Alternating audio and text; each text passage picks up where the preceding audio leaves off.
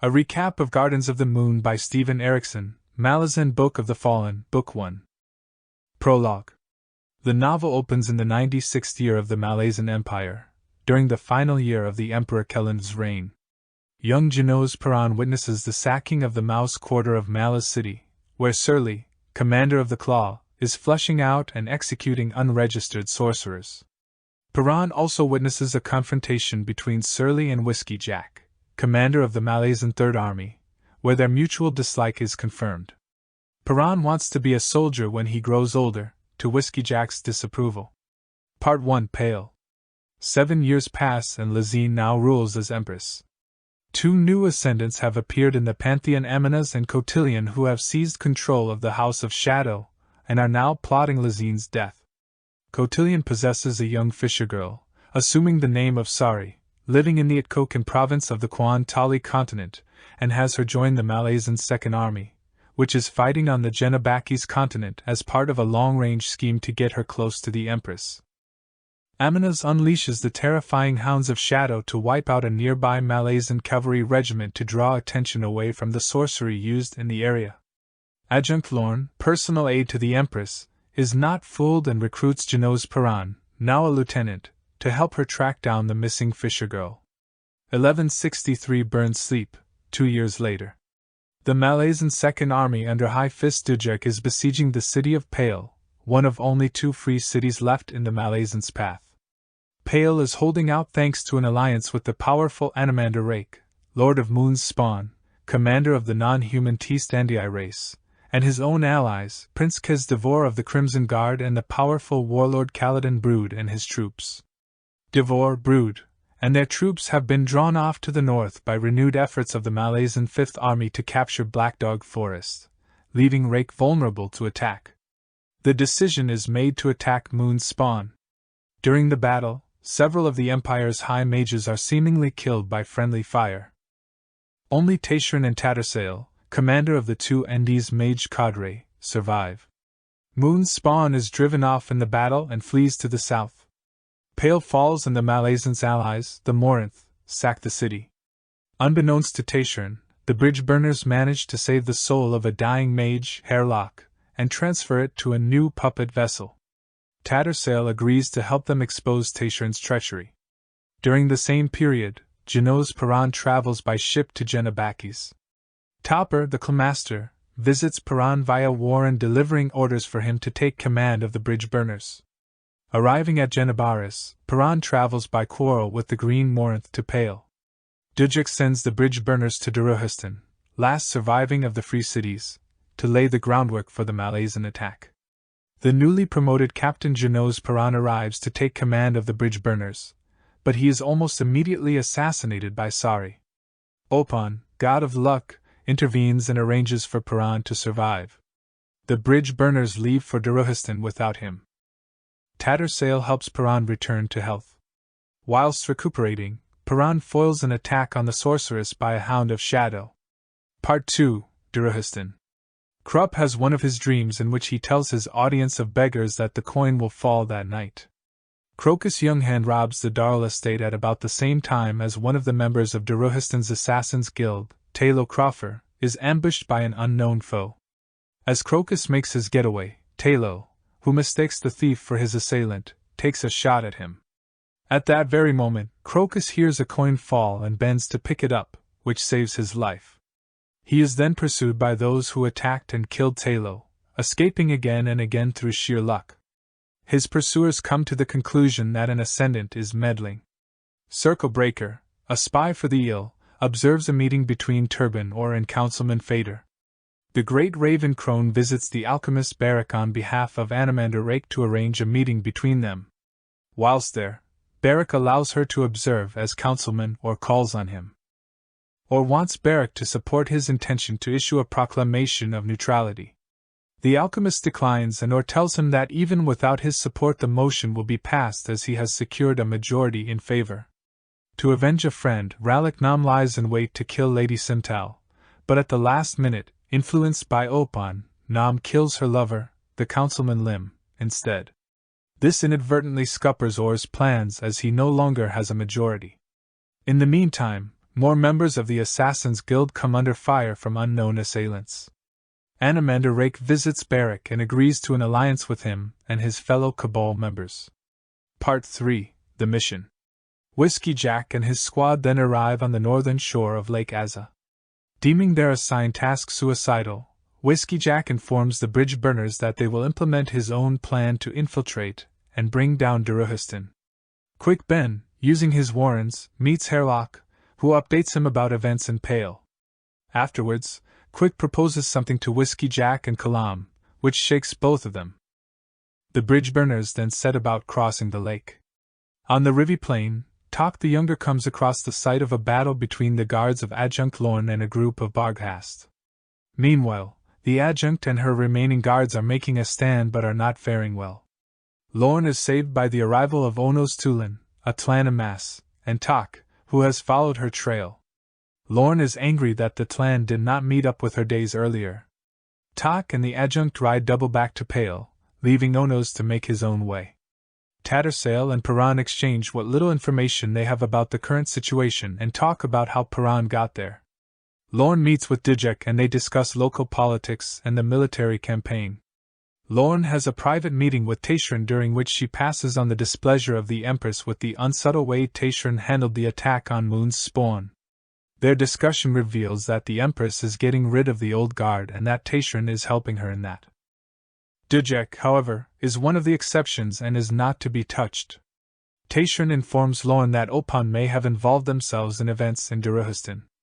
Tattersail suspects that Paran knew about Lorne's coming and that he works for her. Lorne is sure that Tattersail is the sorceress responsible for the death of her parents, and at dinner that evening challenges her.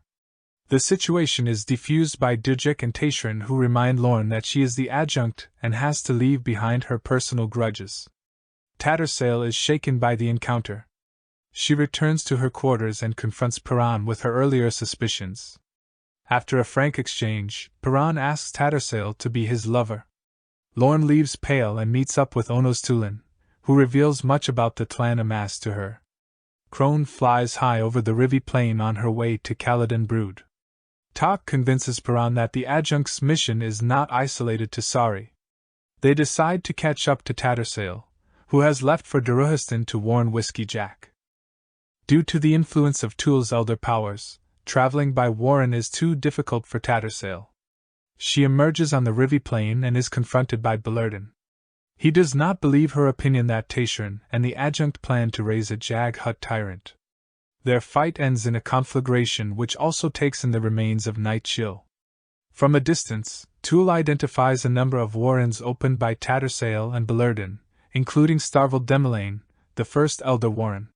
He also senses a new presence. Paran and Tok later come across what remains of Belerdin and Tattersail. Tok finds tracks of a childlike being heading northeast. Crone reports to Caladan Brood in the Black Dog Forest about events on the Rivi Plain and Darujhistan. Brood's forces are winning against the Empire. 2 days after Tattersail's battle with Belerdin, Crone survives an encounter with Hairlock, who has been incinerating great ravens with his Chaos Warren as he heads towards Darujhistan. Tool and the adjunct witness Crone's flight. Tool cautions her overcomplacency against the unknown powers. Part 4: Assassins. In one of Krupp's dreams, the Amass Bonecaster Pranchol, the Elder God Krull, and Krupp work together to bring about the rebirth of Tattersail to a Rivi woman, which also involves the souls of Night Chill and Belerdin. Sari is shaken up by the mention of the word seer. However, Cotillion then reasserts his possession. Sari follows Krupp to the Phoenix Inn, where she meets Crocus and where an incident identifies him as the coin-bearer. Beric finds out from Crone that an unknown party, likely Malazan, is looking for the barrow of the Jag Hut tyrant, allegedly located in the Gadrobi Hills. Alarmed by this, Beric requests help from the scholar Mammoth and sends his agents, Krupp and friends, out into the hills to observe any digging party. He tells Krupp to take Crocus along to prevent him falling into the wrong hands. Quick Ben has a meeting with Shadow Throne and strikes a deal to eliminate Hairlock. Anamander Rake sends T-Standii mage assassins to take out Darujhistan's guild assassins. Quick Ben releases a demon, but it gets killed in minutes by the skilled mage assassins and Rake. Crocus visits the Darl estate and returns the jewels to Chalice. After talking for a while, Chalice lets him go. Sari watches him. Part 5, The Gadrobi Hills. Tool and Lorne arrive at the Jag Hut Barrow. Although Tool's recounting of past events wakes doubts in Lorne's mind about the wisdom of what they are about to do, she decides to go ahead as planned. Krupp and his group travel in the Gadrobi Hills. Krupp tells Crocus they are working for Barrick and that they are trying to observe what has the crows in the area circling above. Paran and Tak are following the trail of Hairlock, who is leaving dead ravens in his wake. They are ambushed by the puppet and Tak is thrown into an unknown warren. Quick Ben, who is watching from afar, passes on the whereabouts of the puppet to Shadowthrone, who sends the hounds. They rip the puppet apart. Lorne comes across Krupp and his group and, not thinking clearly, attacks them unprovoked. The fight leaves Call injured and Krupp and Murillo unconscious. Eventually, realizing that the fight had been unnecessary, Lorne extracts a promise from Crocus to tend the wounded and leave for Darujhistan the following day. Meanwhile, Sari is closing in on them. Having finished with the puppet, the hounds turn on Paran, but Rake appears and kills 2 of them with his sword, Dragnapur. He then tells Shadowthrone to call them off and also orders him to recall his companion, resulting in Cotillion giving up his possession of Sari. After they have left, Paran touches the blood of one of the dead hounds and is transported into the warren of Dragnapur, where he encounters a huge wagon, pulled by those slain with the sword. With Opan's help he manages to free the hounds, then finds himself back in the real world with the bodies of the hounds now gone. The totally disorientated Sari stumbles across Crocus and the others. Call recognizes that she has been possessed, and tells Crocus to take her to his uncle Mammoth immediately. Lorne and Tool enter the barrow and despite their own misgivings decide to proceed with releasing the Tyrant. On their way back to Darujhistan, Sari adopts a new name, Absailor. Krupp and Murillo are following them to guard Crocus and bring news of the Malazan presence to Barrick. Paran encounters a band of Rivi, amongst them a young girl who has the bearing of Tattersail. They disappear before he can investigate further. He then comes across the injured Call, and the 2 men strike up a friendship. Part 6, The City of Blue Fire. Rallick meets an agent of the Eel who warns him that Ocelot has accepted a contract on Call's life. Rake and Barrick have a long meeting during which they explore the motivations for Rake's actions amongst other topics. Later, Barrick leads him to the sleeping mammoth, and Rake points out that the scholar might have got too close in his research and might become possessed by Tyrant. Mies warns Crocus that he is wanted for killing a guard and advises that he and Absailor remain hidden at Mammoth's house.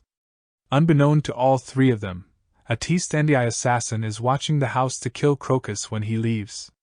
Krupp and Murillo arrive at the Phoenix Inn. Murillo leaves soon after and is accosted by Circle Breaker, who passes on a message concerning Turban, or Rallick meanwhile is hunting Ocelot. Whiskey Jack tells Kalam to make a final attempt at contacting the Assassin's Guild. Quick Ben cannot trace Sari. Fiddler gives Whiskey Jack a moral talking to. Paran arrives at the city gate with a delirious Call. A guard organizes a wagon to convey the injured man to the Phoenix Inn. Rallick thwarts Ocelot's attempt to assassinate Call and kills the clan leader. Surratt regains consciousness and realizes she has been knocked out by someone as she was about to make a move on the coin-bearer. She vows revenge and leaves by Warren. Crocus and Absailor have moved to the attic of the Phoenix Inn in the meantime. A surgeon is attending Call, and Paran considers breaking his sword. Kalam arrives and Paran orders him to fetch the squad's healer immediately. Kalam returns with Whiskey Jack and Mallet, who is able to save Call. The sergeant uses a device from the Emperor's days to get in touch with Dujek. They exchange updates on the current situation in Pale, Darujhistan and Genabakis as a whole. Dujek is about to defy orders of the Empress and is intending taking on a new enemy, called the Panyan Seer. Paran agrees to stay with the squad but asks for Whiskey Jack to remain in charge. Lorne and Tool take the Jag Hut Tyrant's finished and return to the surface. Crocus and Absailor leave the inn while Surratt is again foiled in her attempt to kill him. Rallick reaches Murillo's room. His wound turns out to have been healed to the point of looking like a week-old scar, but he is weak from the loss of blood. Murillo has suspicions regarding the identity of the eel and leaves to find him. Barak also wants to meet the eel and Krupp agrees to arrange it. Perron gets more information about Darujhistan's plans from Whiskey Jack. Lorne and Toole part ways as she heads for Darujhistan whilst Toole remains behind to observe the Tyrant as he emerges. Crocus and Absailor reach Kroleth's belfry where they find the body of Ocelot. Observing Moon's spawn, Crocus briefly sees 5 huge winged shapes leaving it. Part 7, The Fate. Murillo accuses Krupp of being the eel, but Krupp uses magic to make him forget about it. Barak realizes that Mammoth's nephew is the coin-bearer, although this does not seem to be news to the scholar. Rake confirms Mammoth, too, will be at the fete. Circle Breaker swaps shifts with a fellow guard to work at Sintel's fete. Lorne meets up with the bridge burners and takes over command, which seems to anger Whiskey Jack. Yet another attack by Surat on the coin-bearer is foiled, this time by someone whose voice she recognizes. She is told that he is protected care of the prince. Reyes leaves his barrow and is attacked by Solana and 4 other dragons whilst Crone observes the fight from the air. Lorne plants the acorn in a garden and goes in search of the coin-bearer. Krupp senses that Crocus has additional, outside protection. He also considers that his secret identity is about to be revealed but is not concerned. Crocus and Absailor are heading for Sintel's estate where, in the meantime, the bridge burners are reporting for guard duty. Kalam threatens the barkeeper at the Phoenix Inn to tell the guild to get in touch or else. Barak and Rake arrive at the fete with Rake dressed as a dragon. Rake is introduced to Or and Simtal, but his name means nothing to them. Murillo and Rallick observe as Krupp meets Barak and his guest. Or realizes that one of the guards is the spy he has been hunting for, but before he can get to the man, Rallick provokes Or into a duel. Murillo in the meantime seduces Simtal. The dueling parties move out to the terrace, and Rake volunteers to be Rallick's second. The bridge burners recognize him, and Whiskey Jack orders the sappers to keep something handy in case they need a diversion. Crocus is looking for Chalice, and Krupp hands Circle Breaker a message from the eel with news of retirement and reward for the agent. The duel is over quickly as Rallick kills Or with a thrust to the heart. Rake is introduced to the Cabal Witch Darujhistan and mentions a threat close by, but won't give details. Rallick informs Simtal that Or is dead and that Call will be reinstated. Murillo throws his dagger on the bed as he leaves, knowing he will be the last to have seen her alive. Crocus kidnaps Chalice. Reyes is swept away from his battle with Solana into Krupp's dream where he is attacked by Toole who severely damages the Tyrant. Krull appears, offering Reyes the choice of being killed by Toole or to accompany Krull to the gates of chaos. Reyes chooses either, instead escaping by transferring to another body elsewhere. Perron and Kalam come across Sari who is standing in front of an unnatural wooden block in a glen in Sintel's garden. She rebuffs an attack by Kalam but does not counter. Her odd comments cause Perron to get Mallet who confirms that Sari is no longer possessed but that there is still a presence in her which has been protecting the girl. Mallet decides to help that entity, trusting it does not mean to harm Sari. Vorkin asks Rallick to come to the garden with her whilst Crocus finds out that Chalice did not betray him but does love someone else. They part acrimoniously. Crocus then observes from a hiding place as Vorkin and Rallick speak to a Malazan spy called Kalam. The 3 are joined by 2 others and Absailor. He hears how Vorkin accepts a contract from the Malazans to kill the members of the Torrid Cabal, then all leave, apart from Rallick who remains as his presence dampens the activities of the alien bloc which otherwise seems to be growing alarmingly. Rallick asks Crocus to warn Barak about the threat facing the Cabal. The Tyrant has taken possession of Mammoth and is attacking the guests at the fete. He is opposed by Quick Ben and the witch Darujhistan. When one of Reyes' energy bolts hits Perron's sword, the captain finds himself in another realm where Toole is battling the thinnest of the Jag Hut. Once Toole is exhausted, Perron takes over. Their efforts give the Azath house time to mature enough to then be able to take in the thinnest. Perron reappears at the fete where Quick Ben unveils 7 warrants to combat the Tyrant. Just as he and Darujhistan have exhausted their sorceries, Hedge appears and throws a Morinth munition which leaves a crater where the Jag Hut stood. As they observe in horror that Reyes seems to be semblling again, he is taken in by the roots of the Azath house. Soon after, the sappers head off to blow up the intersections. Moments later, Kalam realizes that this will ignite the gas supply of the city, incinerating all and everyone. He races off to stop Fiddler and Hedge.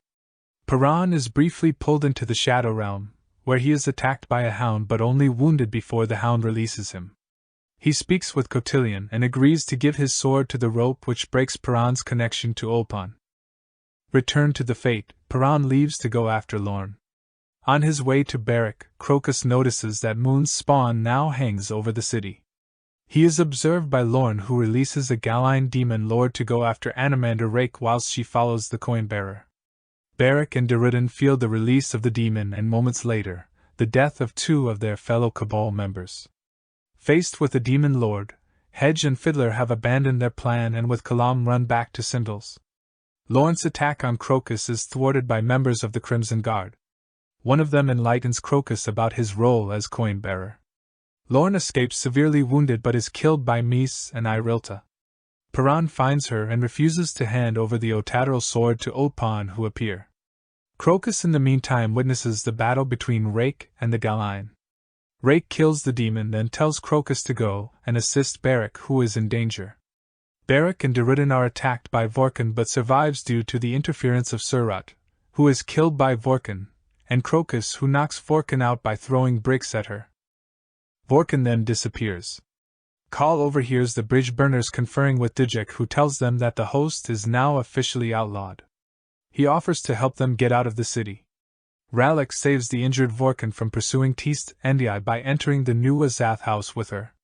The Teest decide to abandon the quest. Krop, Murillo, and Crocus are reunited.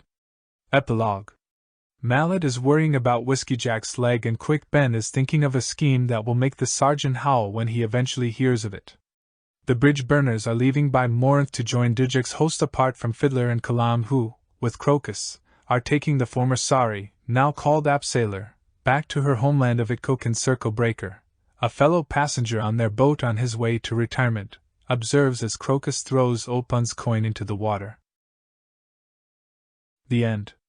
That was a recap of Gardens of the Moon by Steven Erikson, Malazan Book of the Fallen, Book 1.